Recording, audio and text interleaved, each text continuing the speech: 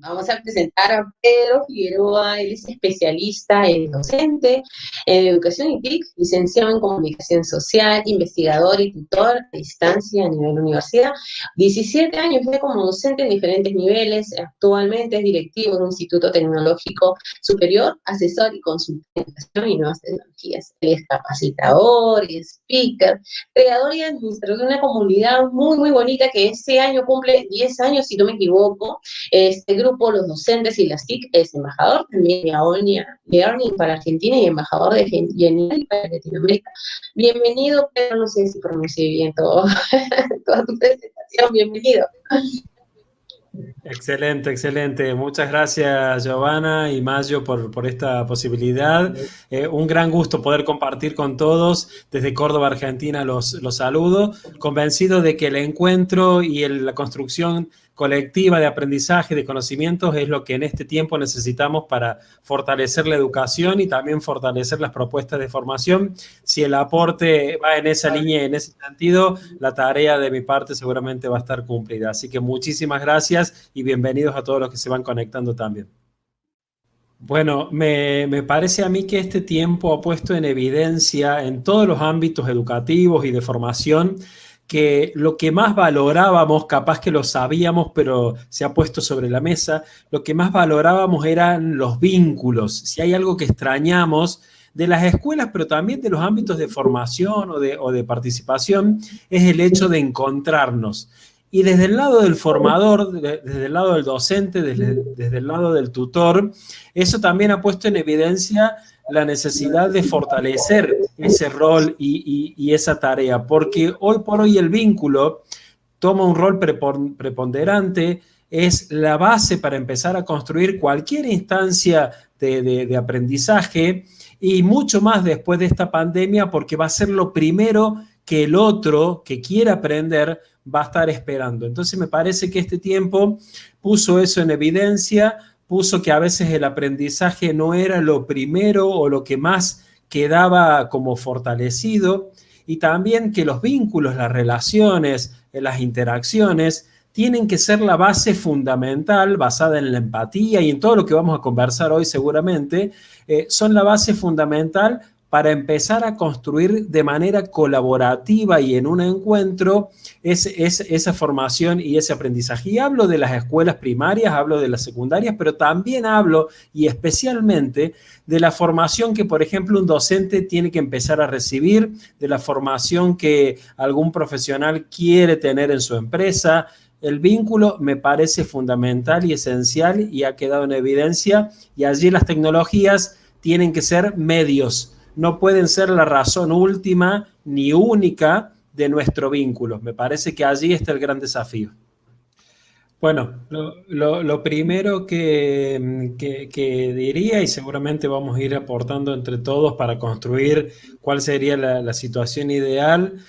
El primer elemento tiene que ser que el tutor esté convencido de su propuesta de formación, y que esa propuesta de formación transmita su pasión, su aprendizaje, su conocimiento, su decisión de que el otro aprenda. Y desde un lugar de compartir y no de imponer conocimiento. Me parece la primera actitud. No el otro recibe, sino que planteamos un encuentro, complementado a lo que decía al principio.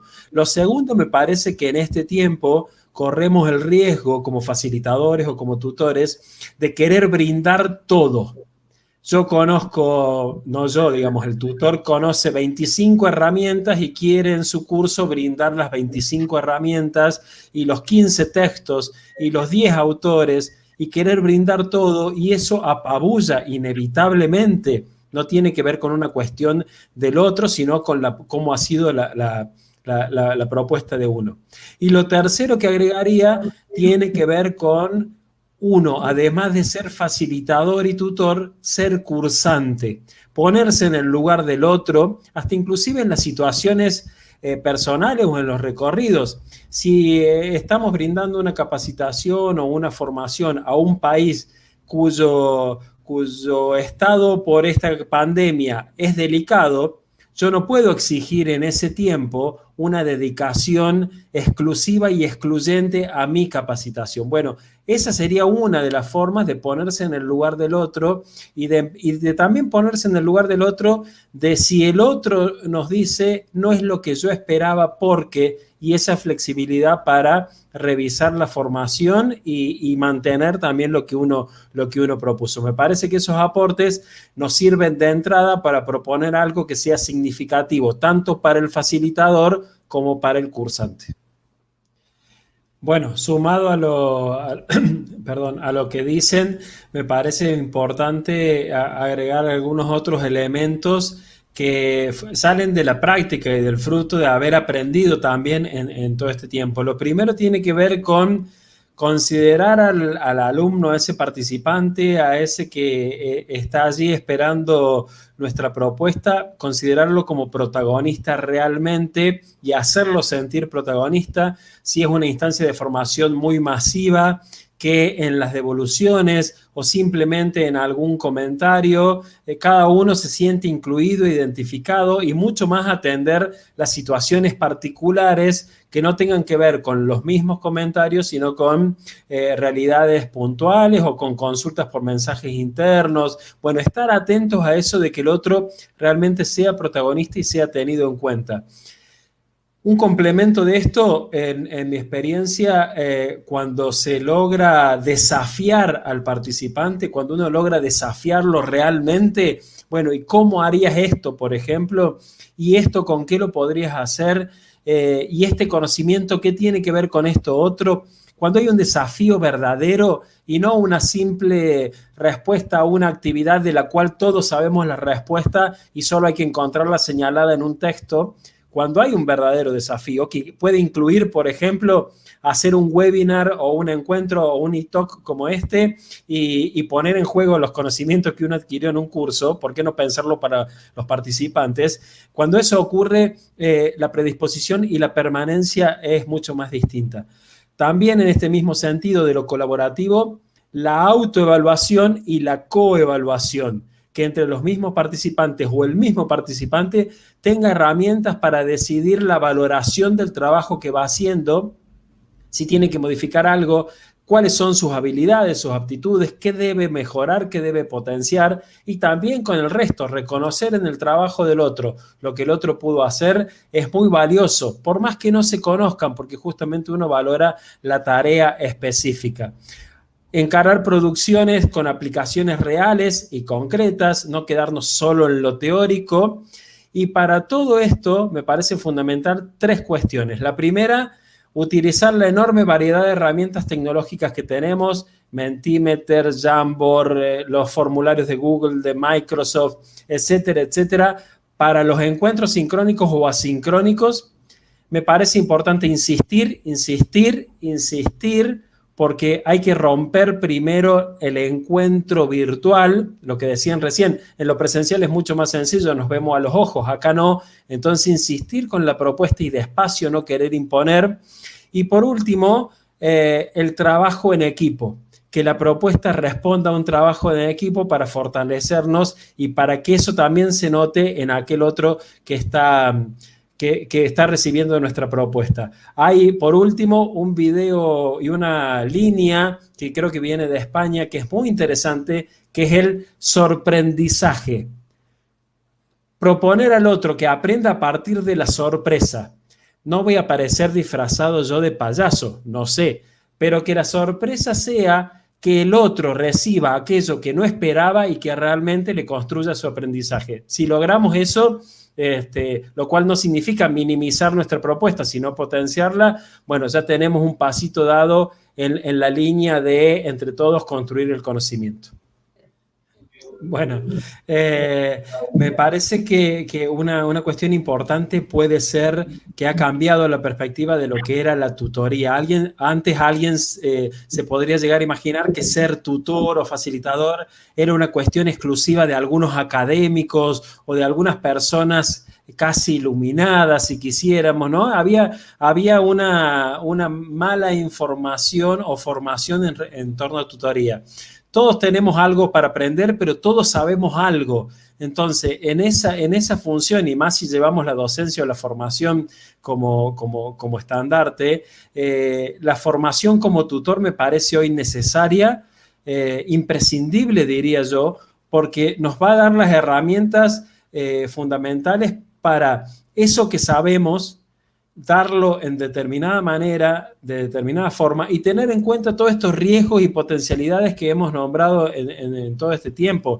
Me parece que es una oportunidad inigualable para que cada uno de nosotros, y vuelvo a decir, no una cuestión exclusiva de algunos, sino de todos, fortalezcamos la función tutorial o facilitadora a través de las nuevas tecnologías, o comencemos este camino que tiene que ver con una formación en e-learning y con un encuentro a través de estos espacios virtuales. Porque pensando en cualquier docente que hoy da clase, ya no podemos desconocer que lo virtual, las nuevas tecnologías, estos espacios por videollamada, no se van a ir tan rápido y van a formar parte, potenciándolos, de nuestra propuesta. Yendo a organizaciones, muchas han tenido la experiencia de la necesidad de formación y actualización desde temas muy pequeños hasta identidades corporativas. Entonces también tiene que ver con eso. Y reitero, no es el gerente,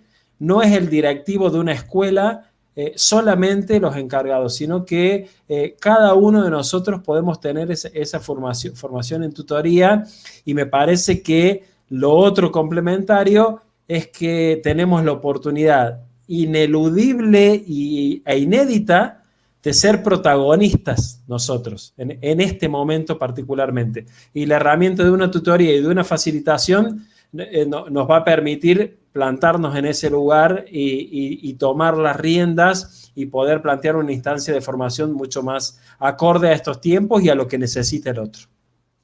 El sorprendizaje es, hay una charla TEDx muy interesante que lo termina planteando. Conozco algunas colegas que lo tienen como base también en algunas escuelas, y me pasó en una instancia, yo en los últimos años no he dado clases en los niveles secundarios, no sé cómo se llaman en algunos países, pero son los niños o los adolescentes entre 13 y 18 años. Y hace poco una escuela del interior de mi provincia o de un pueblo muy pequeño me solicita una capacitación a sus alumnos con esta consigna. Están muy cansados de tener clases virtuales por videollamada y necesitan algún encuentro por videollamada que no sea una clase. Eso es lo que me planteaban. Entonces yo digo, ¿cómo empezar a pensar para adolescentes, con todo lo que implica? Yo tengo 2 hijas adolescentes, que venga alguien que no conozco a hablarme, y el tema era la autoestima, básicamente porque lo habían notado. Entonces, ¿cómo lograr todo eso desde la nada, desde cero? No hubo sesiones previas, no hubo encuentros, no hubo... Así que lo primero que hice para plantar los distintos, porque, perdón la expresión, pero yo se los decía a ellos, yo les decía, seguro ustedes están pensando qué hace esta persona sin pelos, este pelado viniéndome a hablar de autoestima a mí si no lo conozco. Bueno, así empezaba la charla. Y la segunda cuestión es, yo les mostraba, para exponerme yo desde este sorprendizaje, digamos, les mostraba un acto en la escuela en el que los alumnos del último curso me pidieron que me disfrace de Gru, de un villano favorito, no sé por qué parecido le veían, y les mostraba ese video. Entonces, desde ese lugar, desde plantar los distintos, desde no es esta persona que viene a hablarme y a darme una clase de todo lo que me va a decir, y que la juventud y que los adultos y que ya van a aprender y toda esa cuestión y que tienen que fortalecer la autoestima, desde ese lugar ya era distinto, y ya en 5 minutos se generaba otra especie de vínculo. Y en el medio, acá la tecnología a mí me ayudó muchísimo, porque en el medio prácticamente no tuvieron momento en el que yo les hablara, ¿Por qué? Porque había un Mentimeter con sus opiniones, había un Jamboard en el que ellos opinaban de manera anónima, entonces se animaban mucho más. Nunca hablaron porque sabía que no iban a hablar, nunca prendieron las cámaras, pero participaron. Entonces, desde esa cuestión de sorprenderlos porque esperaban una cosa y plantearles otra, bueno, a mí me sirvió enormemente, fue explícito. Y al último, porque con los adolescentes es muy complicado este ida y vuelta, y reitero, no prendían las cámaras, entonces no sabía a quién le estaba hablando, es desesperante en algún punto. Al final, digo, bueno, me expongo yo y les preguntaba qué les había parecido la charla. Y ahí los resultados eran interesantes porque decían si había sido útil, si había sido divertida, si había sido interesante y se querían una segunda. La mayoría dijo que sí, entonces ahí yo ya respiraba tranquilo con esa propuesta. Pero bueno, desde ahí mezclando todo esto, intenté poner en juego esto, de que el otro lo que reciba no sea lo que espera, pero que le resulte interesante. Bueno, antes que nada, Giovanna, equipo, Magio, la verdad que un gran gusto poder compartir y muchísimas gracias por la invitación y la generosidad también de mantener estos espacios de profesionalismo. En mi caso, pueden buscarme en las redes sociales, en LinkedIn, en Twitter, donde ahí, bueno, estamos más activos y particularmente comentarles esta comunidad de los docentes y las TIC que pueden encontrar en Facebook, que está cumpliendo 10 años ahora en octubre. Nació de una manera muy casera y muy sencilla y hoy por hoy tiene más de 65.000 seguidores de toda Latinoamérica, Iberoamérica, de España también. Y la verdad que es todo un compromiso porque, y tiene que ver con lo que charlábamos en este tiempo, la construcción de comunidad también incluye tener un oído puesto en los conocimientos, en las actualizaciones, en la innovación, y el otro oído puesto en la gente, en cómo va respondiendo, en lo que va pidiendo, en lo que va corrigiendo, que funcione y no. Así que todos invitados en Facebook a buscar esa comunidad, todos muy bienvenidos y que también está a disposición de estos espacios. Así que muchísimas gracias y un gran placer compartir con María Liz, Vania y Jennifer este espacio que sirve para aportar, pero también fundamentalmente para aprender.